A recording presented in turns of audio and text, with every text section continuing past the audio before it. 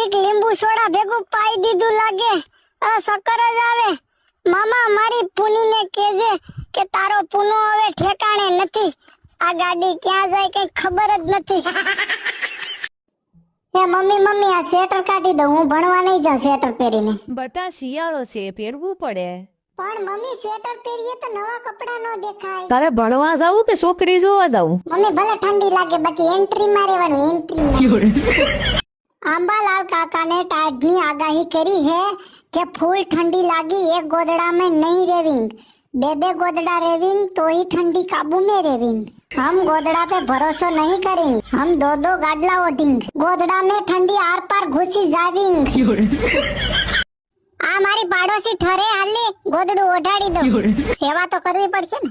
કાલ પાડો હીને કેમ તમે ગોદડું ઓઢાડવા ગયા તા હે? સાસા સેવા તો કરવી પડે ને. માનવ સેવા ઈ પ્રભુ સેવા હોય. સેવા વાળા ઘરના છોકરા ઘંટી સાથે ન્યા સેવા કરવા ગયા 200 રૂપિયાનું ગોદડું લઈને. તારું મોઢું તો જો કાળા મોઢાળી. જો પાછા